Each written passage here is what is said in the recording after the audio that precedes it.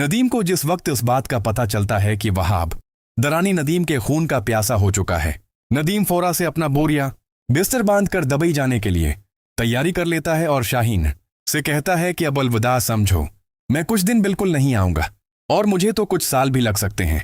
शाहीन हैरान होकर कहती है कि नदीम आखिर इतनी हड़बड़ी में तुम जा कहाँ रहे हो?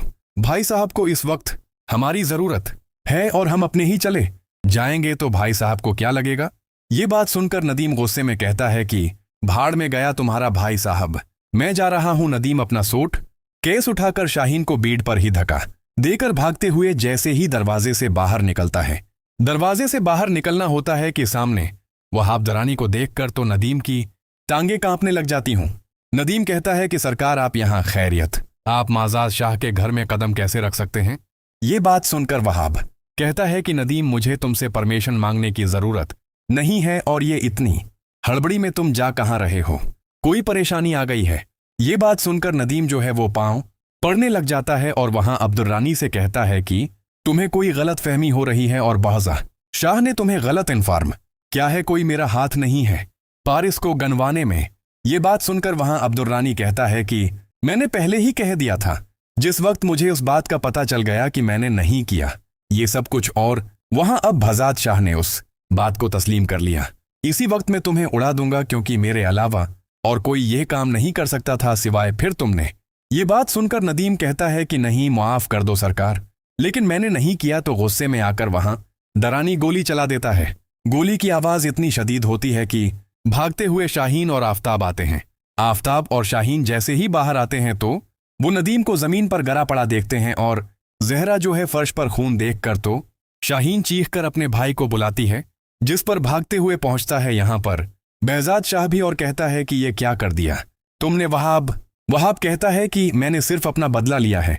जिन्होंने पारिस को मारने की कोशिश की और उसको मार दिया, इनको मैं कैसे छोड़ सकता हूं?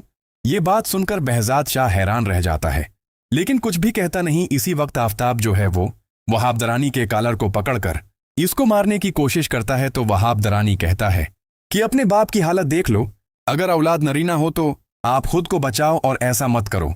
शाहीन रोकर कहती है कि ये तुमने गलत किया, तुम्हें सजा मिलेगी। वहाब दरानी अपनी गाड़ी में बैठकर चला जाता है। नदीम की आखिरी सांसें चल रही होती हैं तो शाहीन और आफताब जो हैं वो दोनों एम्बुलेंस में डालते हैं। शाहिद कहती है कि भाई साहब आपको कुछ नहीं हुआ, आपने तो इस वहाब दरानी को ऐसे ही घर से जाने दे दिया, पुलिस को भी नहीं बुलवाया। ये बात सुनकर भजाद शाह कहता है कि मेरे पास फालतू कामों के लिए टाइम नहीं, और वहां से चले जाते हैं, जिससे शाहिद को अंदाजा हो जाता है कि नदीम ने कोई गड़बड़ की थी। तभी फौरन से जैसे ही हॉस्पिटल पहुंचते हैं तो वहां पर डॉक्टर जो हैं वो शाहीन को और आफताब को इनकार करके कहते हैं कि आपका पेशेंट एक्सपायर है।